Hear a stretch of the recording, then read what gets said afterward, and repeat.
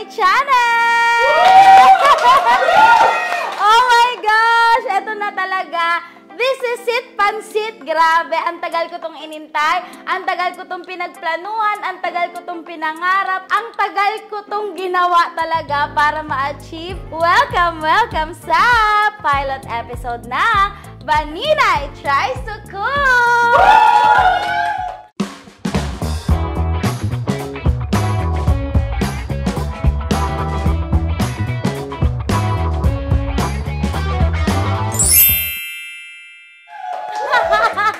Ay, grabe. Alam nyo guys, kwento ko lang, eto talaga, parang mga years ago ko na siyang pinaplano, parang hindi ko siya ma-achieve, parang lagi ako ang pangit ng kitchen ko, tapos parang nahihirapan ako na wala akong makakatulong para i-achieve yung sino ba magaganyan, gusto ko maganda, gusto ko ganito, pero ngayon, nonetheless, i-exclude ko na lahat ng iniisip ko. Medyo nag-overthink kasi ako lagi. Ngayon, gagawin ko na talaga siya. Woo! Ayun, I'm not a chef. I'm not in any way magaling sa pagluluto. Pero, yun yung gusto ko. Gusto ko mag-try ng mga bago, lalo na ang cooking. Kaya ako din ginawa tong show na to is para masamahan nyo ako sa aking journey from hindi talaga marunong, as in wala akong background, di ako nag-aral. Dito lang talaga tayo matututo, sabay-sabay tayo. Kung meron din sa inyo na gustong maging chef in the future, gusto maging housewife like me, at syempre gusto ko rin matuto ng iba't ibang recipe for my future family. Syempre, this Christmas season, gusto kong gumawa ng something special. Pakasimple lang nito. Pero, syempre, hindi ko pa ito nagagawa ng ako lang. Lagi lang ako taga-balot, taga-chop-chop. Ngayon, ako na talaga lahat. Itatry natin kung kaya ko ba ang recipe ng aking Ate Bombay sa Lumpiang Shanghai. This is Vaninay Tries to Cook Lumpiang Shanghai. Lutuin na yan! Let's go! May instructions kasi ako from Ate Bombay. So, tingnan natin ang kanya sinabi. Ako ay nagpatulong dahil hindi pa tayo marunong. Oh. Are, ang gagamitin mo para sa lumpiang Shanghai mo. Oh, ano yun? Bili ka ng kalahating giniling. Giniling? 2 buong sibuyas, 1 buong bawang. Sibuyas, bawang. 10 pesong ketchay. Tsaka 2 10 pirasong piso? carrots. Okay. So, tama. Kinchay. Actually, 26 pesos ito, Ate Bombay. Pwede na ito. Medyo nag-inflation na eh. 26 na. Di kalahati lang aking ginamit. Ginayat ko na kanina. Bawang. Hindi na 10 piso ngayon, be. Baka panahon pa ni yun. Tapos, meron pang sibuyas. Pero, sabi din niya, sa chat niya, lagyan ko din daw para makulay ng carrots, bell pepper, at eto, napanood ko naman siya somewhere down the road, matagal na. Onion springs, and that's it. So, dito na natin ilagay ang ating mga ingredients. Anong sabi ni Ate Bombay? Matapos mong mabili yan, gayatin mo ang sibuyas, bawang, Nagayat na. carrots. Nagayat na. Pagsama-samahin. Okay, pagsama-samahin. Alam nyo guys, ako talaga ang naggayat nito, lahat, kanina, bago tayo nag-video-video. Kaya medyo malalaki. Ako'y tinamad na. Paragang speedy na yan. Isa ding huyaan. Pagsama-samahin daw. Isasama ko na rin tong. Bale, ang ginawa ko dito, isang clove ng bawang, isang sibuyas, isang malaking carrots, tapos kalahati lang ng green at red bell pepper. And then, nilagyan ko rin siya ng onion springs na 4 na piraso lang. Tapos, ilagay na natin ang 10 pisong kinchay na nag-inflation rate na. Ayan, paano natin ito hahaluin? Love, tatanggalin ko kuko. Ganito na.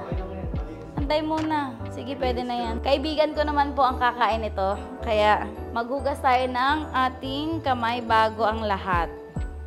Parang maliit yata ang aking lagayan. Alo. Eh siya, sino kayong makakakagat na re? Tapos, ayan, ating nahalo na. Teka, eto. Anong sabi ni Ate Bombay? Ay, syempre. Oh. Para sumarap ang iyong lumpiang Shanghai, nilalagyan mo ng pampalasa. Oh, ano yan? Ng aminta, itlog, harina. Ay siya, sige. Lalagyan natin ng harina. Ay kasi hindi ako nakabili ng harina. Ay di lalagyan na lang natin ng itlog as binder. Okay? Napapanood ko ito. Pag wala kang harina, wala kang kahit anong binder, pwede na ang itlog. Tapos, siguro dalawang itlog ang ating gamitin. Kala mo marunong na eh. Yan.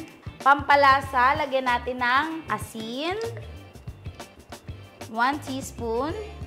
2 egg nga pala yung aking inilagay. Tapos, gusto ko nitong patis. Kasi ito yung para magbibigay ng alat sa kanya. 1 teaspoon. Sige, ito na lang. Tama ba itong ginagawa ko, be? Tapos, ay paminta. Mga pampalasa ang sabi ni Ate Bombay, pero yung iba niyang sinabi ay wala ako. So, mag-improvise na lang tayo. Inisip ko maalat din naman. So, lagyan natin ng wait lang. Ano ba? Ano to? Half teaspoon. Sige, half teaspoon. Yan. Para may sukat naman tayo. Para pag kayo gagawa sa inyong mga bahay-bahay, di meron din kayong sukat. Tapos, sige, ano pa lagay natin? Ako na yung nagdidesisyon. Kasi sa Ate Bombay, wala nilagay na mga anong tawag dyan? Yung sukat-sukat, instruction hindi clear. So tayo, maglagay akong garlic powder para half teaspoon din. Feeling ko naman, parang iniisip ko yung magiging kalalabasan ng lasa niya. Alam nyo guys, naniniwala ako sa kasabihan na lagi tayong kailangan ng tamis sa ating buhay. Kaya kahit ano niluluto ko, nilalagyan ko ng brown sugar na onte. Charot lang, di ako nagluluto.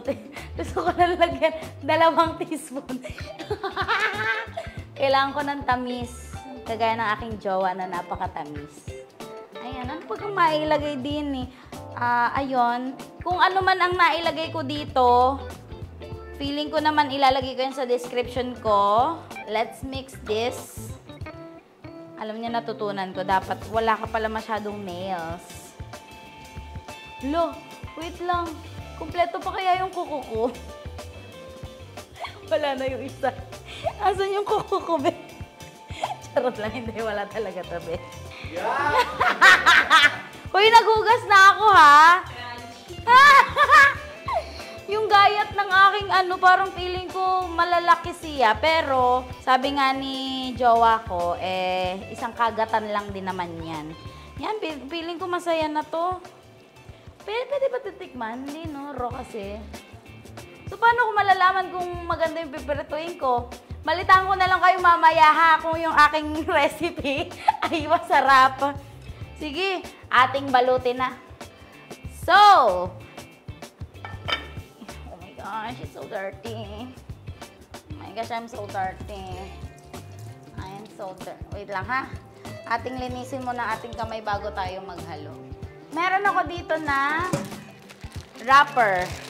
This is kailangan. Tapos nga pala, pag nagluto kayo, huwag kayong gumaya sa akin. Kanina may ring-ring pa ako. Meron pa akong sing-sing. Huwag nyo na yung gawin.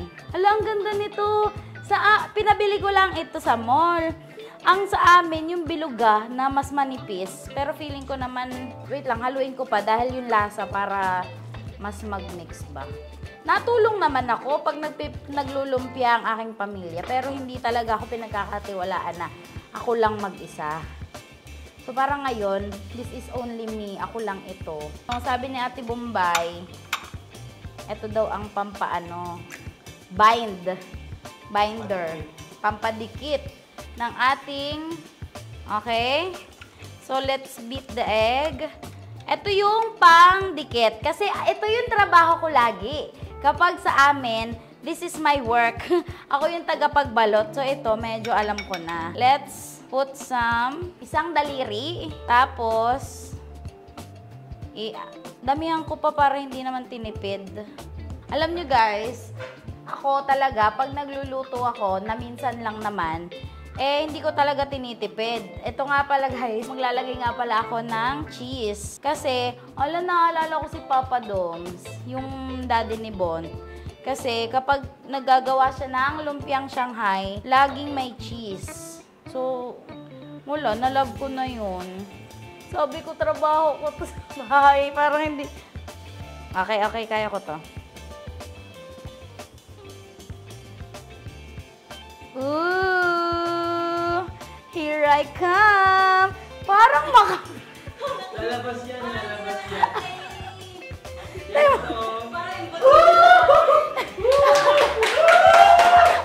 Imbutido. So guys, ang ating next recipe ay imbutido.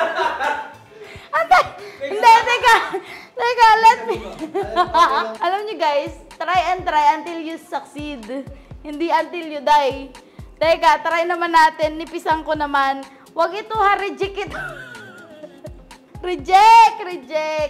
Diyos ko, ang aking mga titikim mamaya ay parang nag-aalangan kung masarap gari o hindi. Seseryosohin ko na ang aking trabaho. Yan. Itutupi ko pa ga. Tupi ko pa rin, no?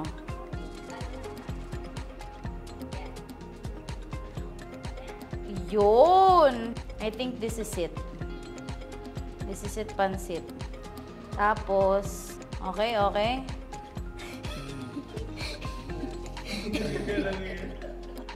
Hoy! Pwede! Yay! Palakpakan! Guys, pwede! Tama to, tama. Yan. Ganyan. Hindi. Kasi sa pestahan, tinatry ko lagi yung lumpia. Yan, parang tama na to. This feels right. Alam, bakit kaya ito imbutido? Reject ka to. Palitan ko, no?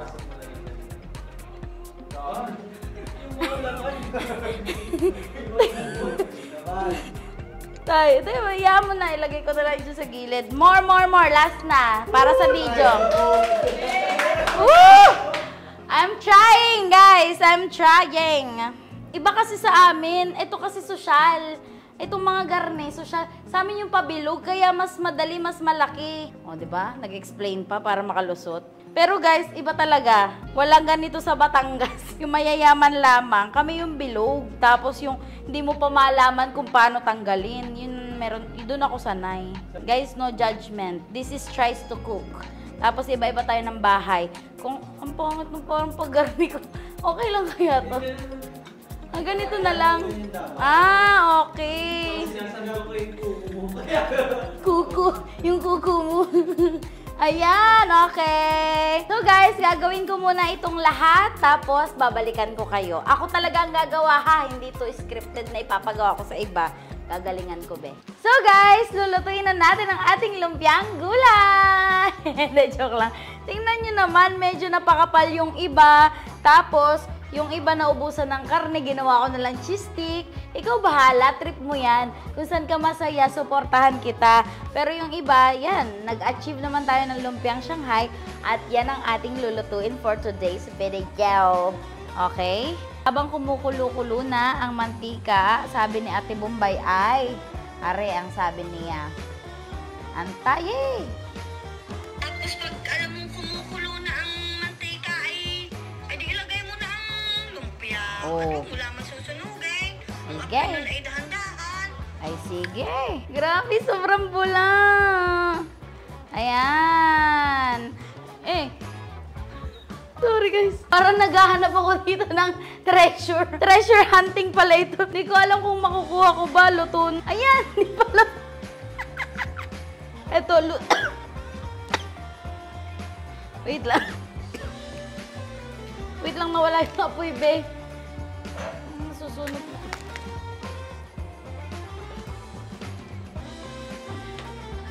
Kagoy. Ba't kaya ito ganito? Guys, i-comment nyo nga sa baba kung bakit ako nagkaganito. Bakit dumating sa point na yung bula sobrang taas na. Tingnan nyo, hindi ko na makita. Parang treasure hunting na talaga to. Ay, pwede na to la. Okay, mini. Hindi ko alam kung luto na o hindi. Kailangan mong... Oo. Ayan! Luto na! I love it! Ayan, I think ready na ito lahat kainin at mag-taste test na tayo. Let's go! At syempre, hindi kumpleto ang lumpiang Shanghai kapag wala tayong sauce. Meron tayong sauce dito and of course, for the plating. Okay ba yun? Ayan. Para naging lumpiang gulay na to. Try na natin. Let's taste. Ano? Let's ano ba itong cooking show na to? Let's taste test! Come on! I'm gonna take a picture first and then I'm gonna eat. Okay, bago ko patikim sa iba, ako muna ang titikim. Eto, dapat ang review ay honest to goodness. Kailangan honest po ang ating... Hindi ko sasabihin masarap pag hindi.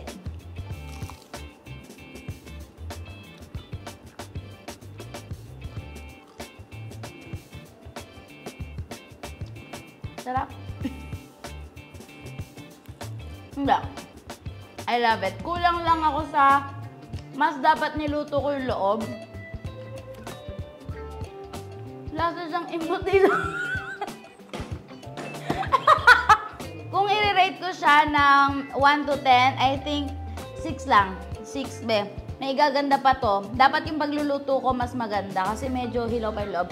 Ang gusto ko lang talaga dito, cheesy siya. I love it. I love the cheesiness. Pero, susunod na try ko, I think I can make it better. O, next. Taste test. Titikman na natin. Game na. Kanina pa kami nagugutom. Pero tikman na natin. Go. Gusto ko wala mo ng sauce. Dapat, honest review. James, punta ka na din dito. Titikman natin sa kung anong pinagagawa mo. Kung ano na yata nila dito. Ginawa no. Dali mo. Titikman na natin na wala. Try kung ano wala. Sabihin mo yun. Natawa lamang. Ikaw, ano? Ba't parang lupa? Yun nga luto nga eh. Pwede na to, gutom naman kami. Pwede na to kasi ano eh. Hindi, ano lang. Ba't nang taba? Makapal kasi. Akala niya, luto na. Kasi yung sa wrapper, hindi pa masyadong luto yung loob. Tsaka Pero siguro masarap na yung apoy. cheese nga, yung cheese. Ang sarap yung cheese. Great, 1 to 10. Chicks. Ako din Ano? 6 din eh. 4.5. Ay, go! Go! Sinasabi ko sa'yo. Oh, love! Pagka nakakain ah. Etong jowa ko talaga, honest to. Itong dalawa honest din, pero ito brutal to. Brutal yung jowa ko. Okay, try mo ang aasawahin mo. Ito yung housewife mo in the future, love.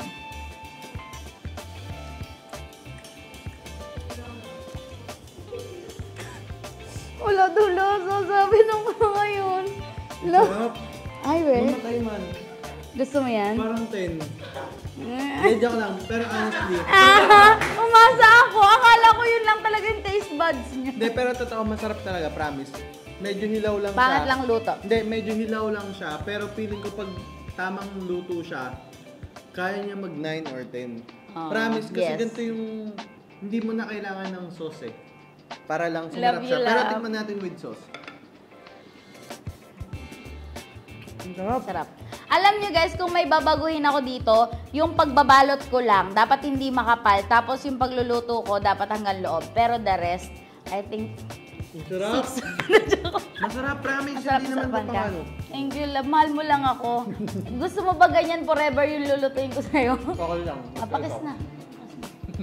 Love you guys. So that's it guys. That is our honest to goodness taste test. Kung gusto nyong gayahin ng aking niluto, ilalagay ko sa baba ang mga ingredients at recipe. Natatawa sila.